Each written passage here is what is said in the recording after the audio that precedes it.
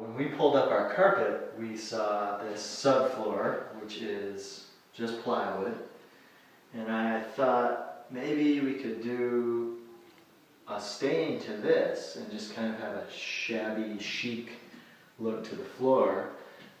Put a good stain on it and then put a clear coat, fill in the cracks with caulk, and you know, just kind of have it look like it's supposed to be this way. It's going to be nice about it is this should be a very durable surface once we put a clear coat over the stain, and pretty easy to maintain in the long run too. It's got paint on it because I painted in here without the carpet in, and it just got overspray on the floor. And so what I decided to do was kind of sand it with a little angle grinder. This is a 4-inch angle grinder right here. And I just use these little, this is a 50 grit sanding pad.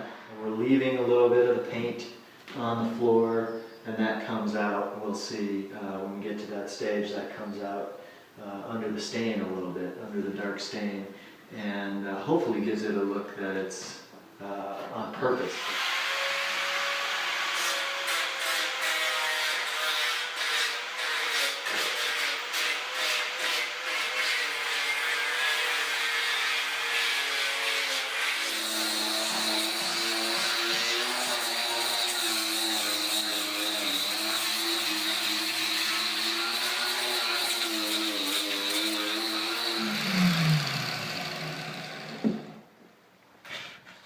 So you can see I left some paint in the cracks and stuff, and I think that's just going to add to the look of it.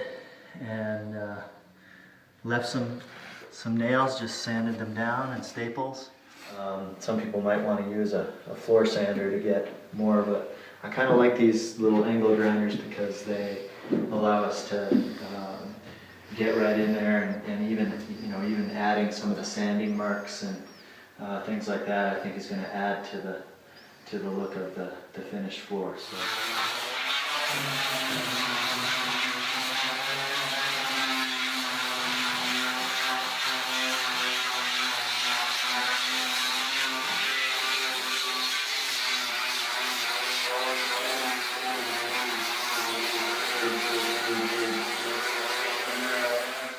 Obviously, creates a crap load of dust.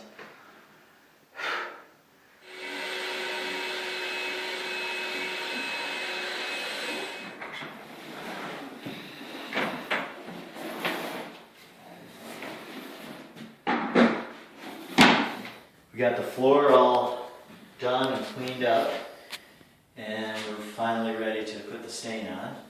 So basically, I like this color, red mahogany. Of course, there's a lot of different ways you could go. You could not even stain this. You could just put a clear coat on it. And but I like this dark stain. It just has a really nice color, and it hides a lot of variability. So first I just cut it in, and then I cut in the edges, and then I roll it out. And it's important with the stain to make sure that you keep a wet edge, is what I call it. So you kind of want to follow the grain, maybe paint a board or stain a board at a time, and just go all the way down and then come all the way back so you can end at a seam, and that way you won't have overlap marks.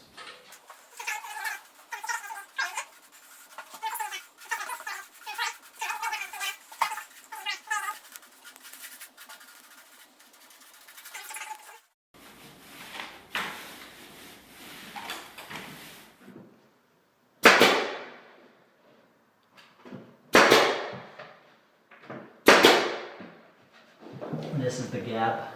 You see, I can stick my finger underneath it, and we're just going to put the cord around in there to fill that gap.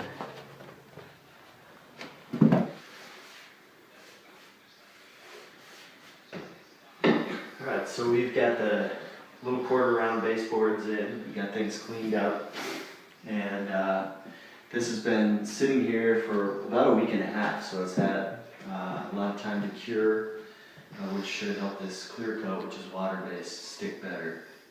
And I like to use the Stays Clear from Benjamin Moore.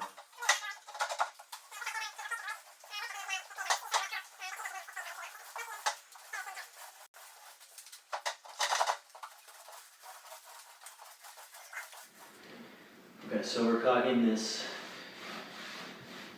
floor in after putting the first clear coat down. Caulking in the seams with black caulk and any divots, bigger divots in the floor or bigger nail holes. And then we'll put the second clear coat on after we get all these seams caulked in.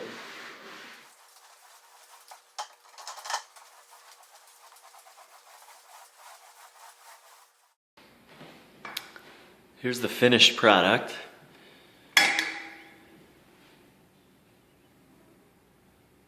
Turned out pretty well. You can see it's got some nice sheen to it. We're out in the dining room, so we did about 700 plus square feet. And you can see it's still a little wet. It's going to dry a little flatter than that. But I really like this shot because you can kind of see the uneven nature of the floor from the sanding, and I like the look of that, the way the light hits it. And we can go in here and just get a little closer. You can kind of see some staples and stuff like that in the floor. Seam there with some nail holes. Bottom line is it's a pretty cost effective, somewhat time intensive though,